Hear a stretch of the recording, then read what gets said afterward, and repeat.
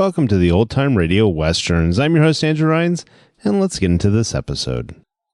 This episode is going to be The Lone Ranger. Original air date is August 18th, 1944, and the title is Muleys, Mules. Let's get into it, and I hope you enjoy.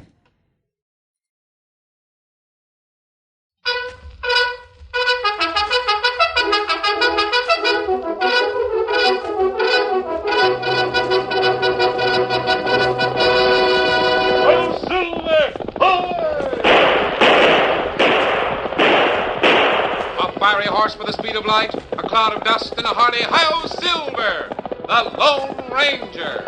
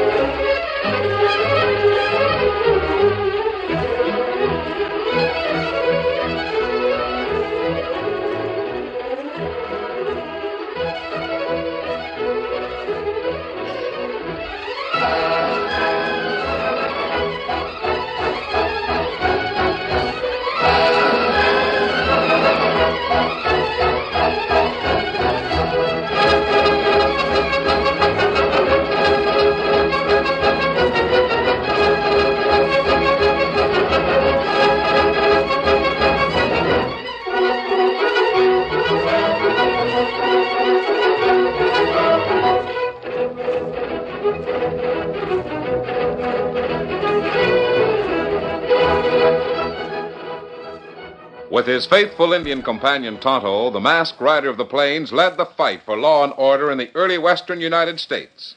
The stories of his strength and courage, his daring and resourcefulness have come down to us through the generations. And nowhere in the pages of history can one find a greater champion of justice. Return with us now to those thrilling days of yesteryear. From out of the past and the thundering hoofbeats of the great horse Silver, the Lone Ranger rides again. Come on, Silver! Hurry, big fellow! I'm Silver! Away!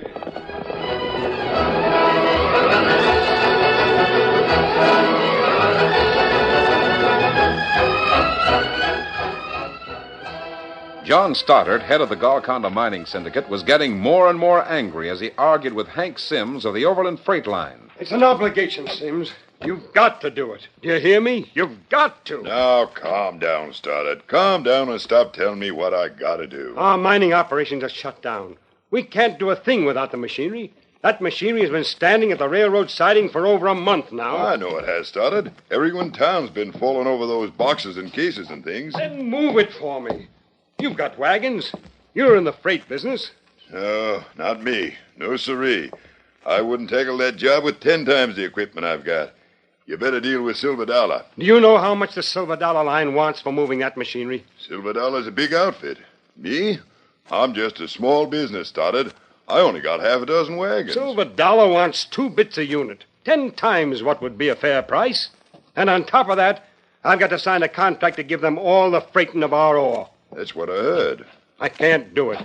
It's robbery. Stoddard, the Silver Dollar line knows the spot you're in. You've got to have machinery and you've got to move ore. That's no reason for Cal Conway to rob me. I won't meet the Silver Dollar terms. You've got to freight that machinery for me. Count me out, Stoddard. What's the matter? You afraid? Yes. What? You admit it? You're doggone right I do. Do you know what'd happen if I put that machinery on my wagons? It'd be the last trip those wagons would ever make. Now, look here, Sims. No use talking about it, Stoddard. What could Conway do to you? Well, it's a long trip from here to your mines, and it's wild country. Drivers could be shot and wagons burned. The Indians would be blamed for anything that happened. Conway wouldn't do anything like that. He'd hire men that would. Nonsense. Conway'd make it downright hot for anyone that came between him and that contract he wants.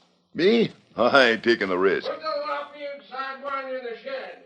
Be sure you stand clear of the hind end. He's full of cussed devilment. Who's that? Muley Mason. He raises Go mules. on, you no-good fourth-rate cousin of a razorback. Get on there. I had nail and mule. Mason took care of it for me. Well, Hank, that long-eared son of Satan's all right now. My kid's putting it in your shed. Thanks, Muley. If that old crowbait was mine, I'd throw a hitch in his tail and take the cussedness out of him. Muley, shake hands with John Stoddard. This is Muley Mason, Stoddard. Glad to know you. Howdy. What ails you, Stoddard? You got a look like I once seen in the face of a jackass that drunk a quart of coal oil by mistake. Stoddard's got a headache about moving some freight. Headache about moving freight? Why, what's there to that? Have you ever tried to handle a freight shipment? Nothing to it.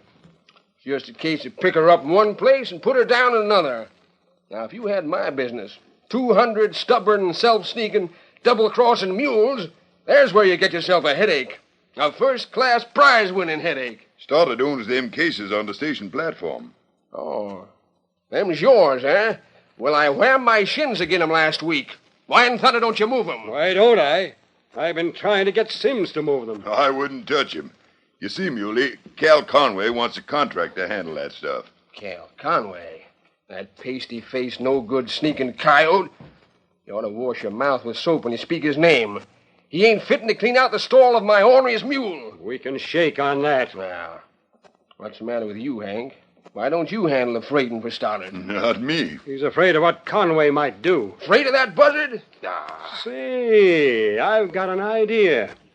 Muley, that stuff could be loaded on mules. How about you moving it for me? No, I ain't in the freighting business. Well, you said there was nothing to it. Pick up the goods in one place and lay them down in another. But I And you're don't... not afraid of Cal Conway. Afraid of that buzzard? Sit down here. Let me lay a proposition before you, Muley. Maybe there's still a way to lick Cal Conway.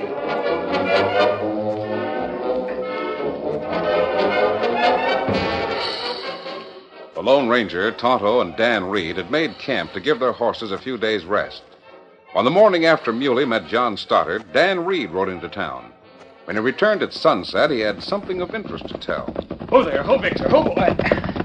Golly, hope I'm not too late to help with the chores. No, you're not too late, Dan. Been looking around town, Dan? Not exactly. As a matter of fact, I didn't get beyond the railroad station. Oh, but I had fun. I met Muley Mason. He's a funny... Me know Muley Mason. You do? Yeah. How do you know him, Tonto? Oh, him raise mules. He's the best mule man in the West. Is he really? I thought he was just bragging. Oh, no, Dan. Muley Mason breeds mules for the Army. Didn't you see his ranch? No, he promised to show it to me tomorrow. He had a big job at the station. He asked me to help, so I did. At the station? Yes. There were some heavy cases there. Dan, those cases hold mining machinery? Yes. Do you know about them? Go on, Dan. What about the cases? Well, Muley Mason's going to move the machinery on mules. He had to unpack the stuff and put it in smaller boxes. I was helping him. Dan, are you sure of that? Of what? That Mason is going to move that machinery? Of course I am. He's going to take it to the mines. Mr. Stoddard himself was there helping for an hour or so. Stoddard was? He's the agent for the mining syndicate. Look here. What's the trouble? I thought there was something curious about the whole thing. Now I'm sure of it. What made you think there was something curious about it? Oh, the way Mr. Stoddard and Muley talked. And the way Mr. Conway looked at us when he came by. Conway? He runs the Silver Dollar freight line. Yes, I know he does. I wonder if he'll stand still while Mason handles the freight. Muley Mason sure hates Conway. He told him to go to blazes. Muley? Yes, and he sure put it in strong language. What did Conway say? Not very much.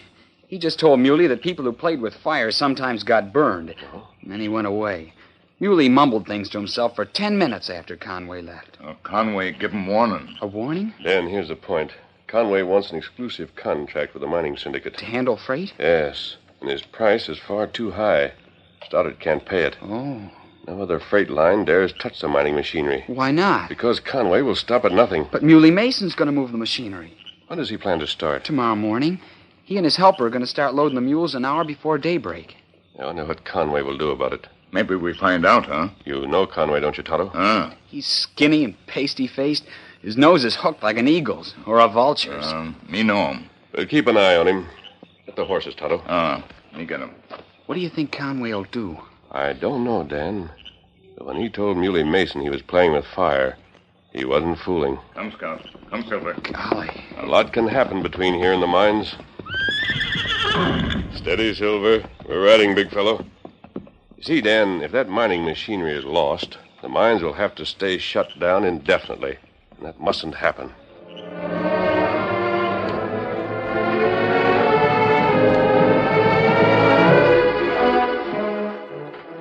Cal Conway and a man known as Vince Arden had their heads together over a table in the town restaurant. The remains of their dinner had been pushed back to make room on the white tablecloth for Conway to illustrate his remarks. Here, I'll show you exactly what I mean, Arden. I ain't said I'd take the job yet. You will when you see that there's no risk. Now, here. Right where I'm putting this dot is the town. Now, Mason will leave here along the South Trail. Traveling west. Yeah. Now, over here's where he has to go. This represents a mining area. They won't like you marking up the tablecloth. I don't care what they like. Now, this is the mining area, like I said. All right, go on from there. Now, here. Right about here, after Mason crosses Gopher Creek, he has to go through a canyon. He'll stay in that canyon for about 15 miles. How do you know he'll take that route? Because it'll save him 2 days' travel. I see. Go ahead. Now, they'll enter the canyon right about here. Now, don't attack at once. Let him reach a point along about here. How far in is that, Conway? It's about 4 hours' travel. Go ahead. Now, over here near the canyon's bend, there's a village of several hundred Indians. Right on the floor of the canyon? Yeah. There's good grassland and fine fishing in the river. Indians have been there for months. I see. Now, as soon as you attack, shoot Muley, Mason, and the men with them. Make it look like an Indian massacre. Right. Then unload the mules and throw the machinery into the river. But be sure you pick a place where it's deep. What about the mule? Leave them. The Indians will find them and capture them. They'll serve as proof that the Indians were the attackers. Hey, Conway, that's all right. You're satisfied that there's little risk? Oh, there's risk enough, Conway. There's just the right amount of risk. The right amount? What do you mean? If there was any more risk, I wouldn't touch the job. If there was any less risk, you wouldn't pay me a good price for doing it. Now, let's get out of here. I gotta slide out of town and get my men together.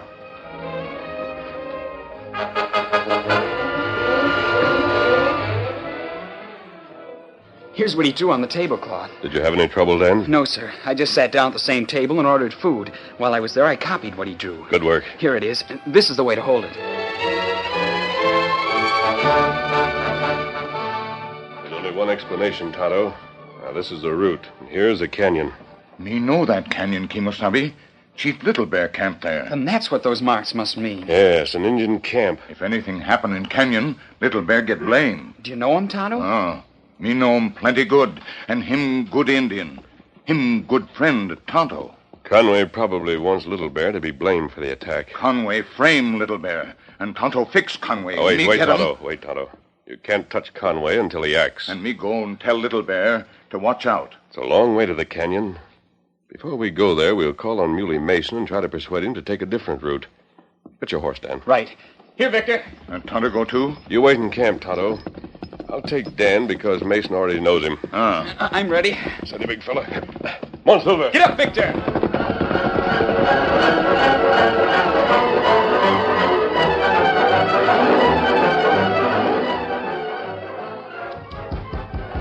Now, hammer at my door. Yes, what?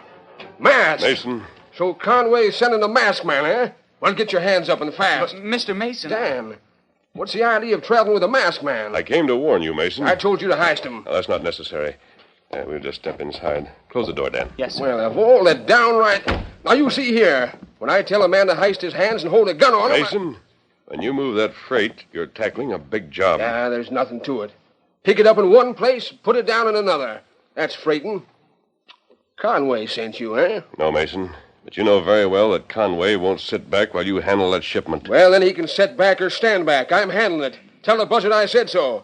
Hank Sims come to warn me. John Stoddard came to warn me. Now you... I came to give you some definite information. Conway was talking to a crook named Vince Arden. I don't want to hear about Conway, the ornery buzzard. Arden and a gang may lie in wait for you in the canyon. They better not try it. I'm packing 2 guns. Mason, they can pick you off from ambush. Indians are in the canyon, and they'll be blamed for whatever happens. Now, if you'll avoid the canyon And try... take 2 days extra for the trip? Not on your life. Me drive my mules 2 days extra because of buzzard-faced Conway? If you try to go through the canyon, you'll never reach the mine. I'll lay odds you're wrong. Tain't none of your business anyhow. Why are you so interested? Because the miners need that machinery. Because I don't want the Indians blamed for what happens to you. Well, I'm going through that canyon, and I'm starting in a few hours. That settles it. All right. Come, Dan. If I get any more visitors tonight, I declare I'll shoot through the door when I hear the rapping.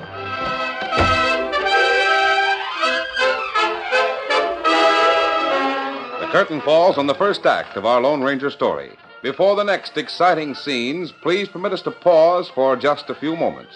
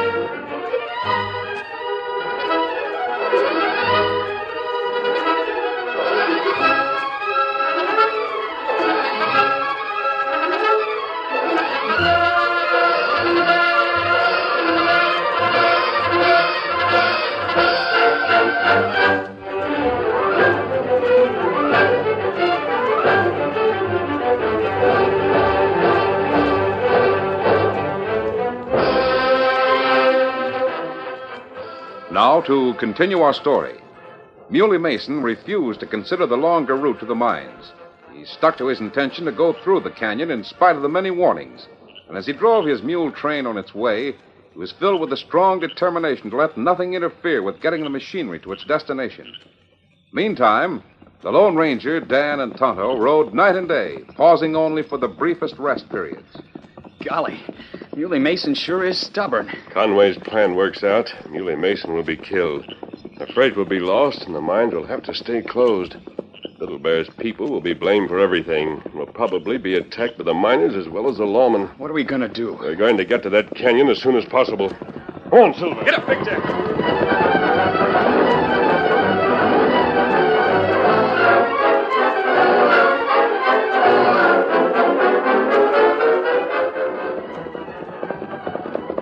The Lone Ranger and his companions arrived at the canyon ahead of Muley Mason's mule team.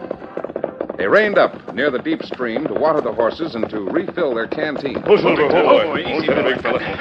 He sure made record time. It'll take Muley Mason a couple of days more to reach this point. We'll need the time. He's as stubborn as his mules. And it isn't only Muley Mason we're trying to save. We're also concerned with the Indians of Little Bear's tribe, the mining machinery. I know. If Arden's gang destroys the cargo, the mines will stay shut down. Little Bear's people will be blamed for the attack and will probably suffer for it. How far is the Indian camp? I don't know. According to the sketch Conway drew on the tablecloth, the Indians are quite a distance down the canyon. That's how it looked to me. We'll ride downstream until we find them. What if the Arden gang attacks before Muley gets this far? They won't. The town of Hawksville is too near. They might be seen. Arden make attack near Little Bear Camp. So the Indians will be blamed for it. Tonto, from here on, you go ahead of us. Me savvy. If you can persuade Little Bear and all of his people to hurry to the plains near Hawksville, Arden will see them there. Arden wouldn't dare attack then. He'd realize that Little Bear had an alibi. That's an idea, Dan. Do you think he'd give up the attack if he couldn't frame the Indians? He'd have to. Me go ahead now? Yes, Tonto. Dan and I'll wait for you just this side of the village. Let us know how you make out with Little Bear. Me let you know. Get him up, Scout.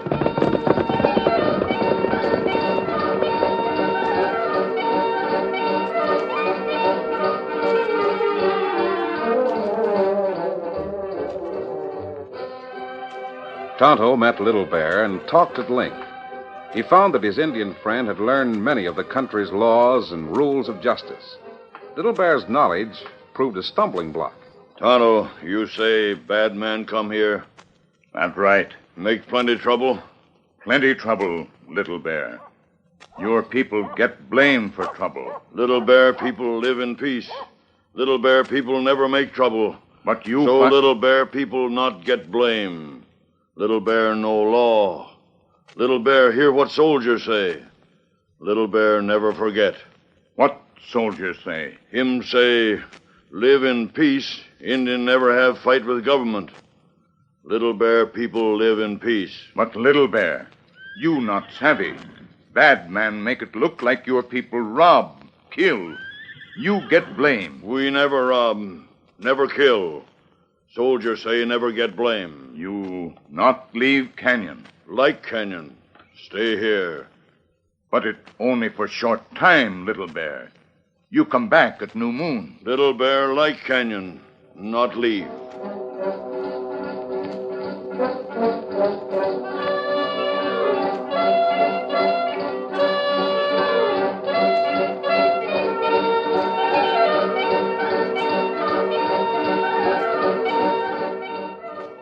In spite of all that Tonto could say, Little Bear remained firm, arguing that he had the word of an army officer that if he kept peace, he would have no trouble.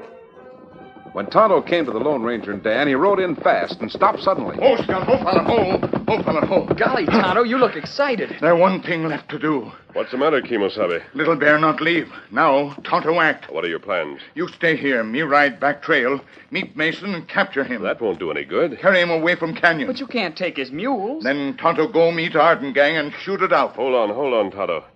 That's going a long way. Well, Little Bear, good friend. Me go long way to save him. You can't attack the Arden gang. Me try. But Tonto... Well, if me in trouble, Little Bear save life. Give life to save Tonto. Little Bear in danger. Tonto act.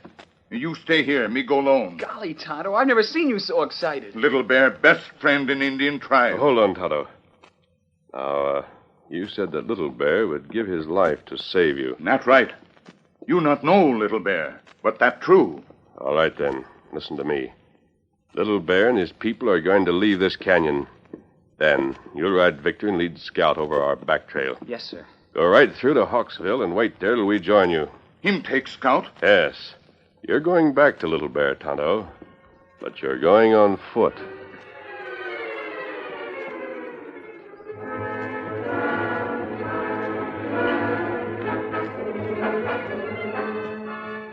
The next evening, Tonto sat next to Little Bear at the council fire. There was feasting, and many stories of the hunt were told in Tonto's honor.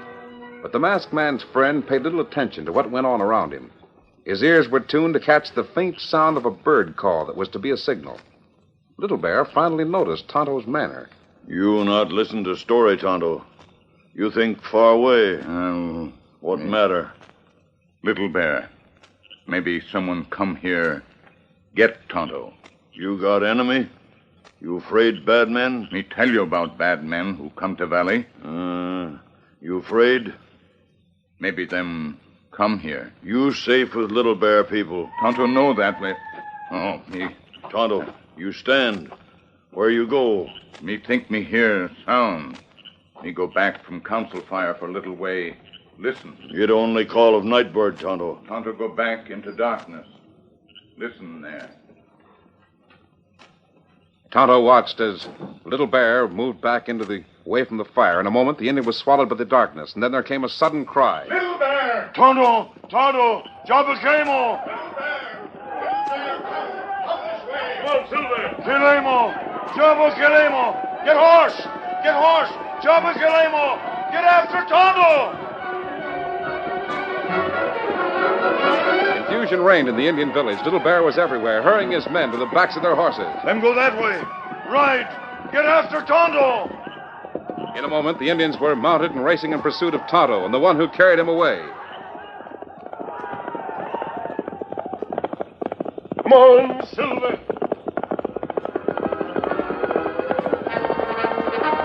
Silver, carrying both the masked man and Tonto, raced along the floor of the canyon well ahead of the Indians. Are they coming, Tonto?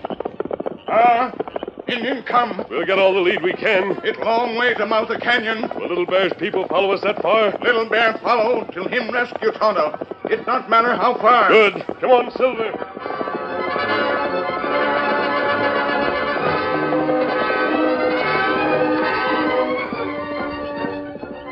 Some time later, Silver's gait had changed to a steady lope that could be maintained for a long time. Then a faint glimmer of light showed on the trail ahead. As the Lone Ranger came near, he called, It's Mason.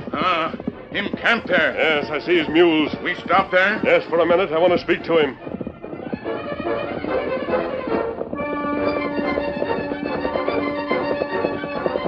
Oh, Silver. Oh, boy. Oh. Easy. Here come Mason. Get your hands up and keep 'em there. By thunder, I'm ready and waiting for anything you want to start. Take it easy, Mason. Oh, it's you. Doggone, I might have known it when I seen that white horse. Did you see Dan Reed? He passed me a long time ago on his way to Hawksville. Good. He said you'd likely be coming along, but I ain't taking chances. The men who are after you will come from the other direction. You're talking about Conway's hired crooks, the Arden gang? Yes. I invite the ornery buzzards to make trouble. I can take care of myself and my mules. That goes for the freight as well. Mason. Thunderation, there's nothing to freighting. Pick it up in one place and put it down in another. I come all this way without a smidge of trouble. Now listen to me. Indians are coming this way. Bring 'em on. I'll handle 'em. They'll not bother you. They'll ride right by. They'd better not bother me. When they've passed, you'll have a clear road ahead. If it ain't clear, by Juniper, I'll clear it. Come on, Silver.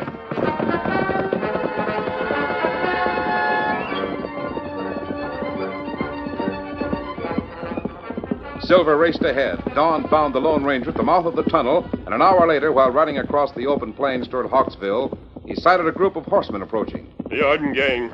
Me see him. They're riding hard. They're planning to close in on Muley in that canyon. That's right. You see Little Bear's men? Them come. Me see him. They've gained on us. That's right. Good. Arden gang rein up. Watch us come. We'll join them and wait for Little Bear to close in.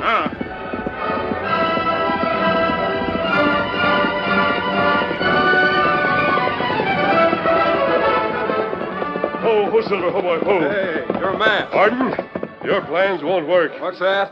Who are you, anyway? What's the idea of that mask? You can't blame anything on the Indians because they're coming here. See them? Look over yonder. The Redskins. They're not in the canyon at all. See here, They think Tonto here has been captured. They're coming to rescue him. Now, hold on here. They see me talking to you, Arden. They think you had a hand in the abduction of this Indian. Vince, I don't like the looks of those critters. You better get out of their way. I don't know. Here they come, Arden. Think fast.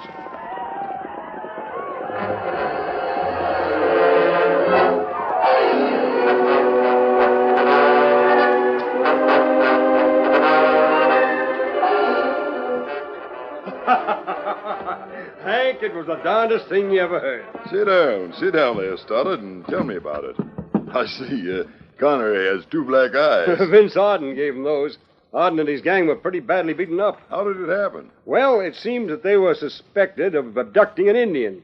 The tribe from the canyon closed in on them and gave them a beating. No murders? No. Someone called the Little Bear's people off in time. So the Arden gang didn't get it, Muley? I guess not. Then there's a chance if your mining machinery went through all right? Well, I'm waiting to hear. Hey there. Muley Mason. You're back from the mine. Sure I'm back. That freight's delivered, Stoddard. Good for you. Shucks, there was nothing to it. You had no trouble? Trouble? Not a bit.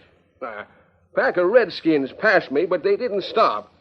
Thunderation, I don't know why you critters get so head up about freighting. Nothing to it. Just a case of pick it up in one place and put it down in another. Now, for a headache, you should raise mules. I'm Silver. Hoy!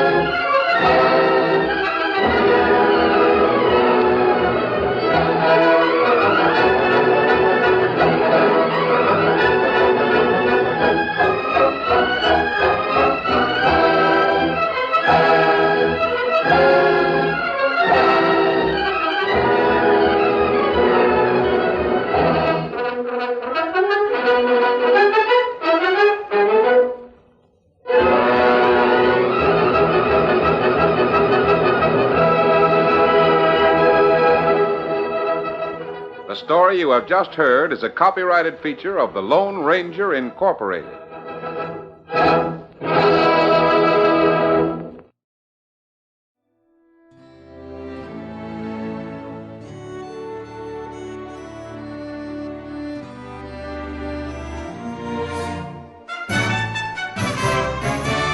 This has been a presentation of OTRWesterns.com, and we hope you enjoyed. Please take some time to like and rate our shows in your favorite podcast application. Follow us on Facebook by going to OTRWesterns.com/Facebook.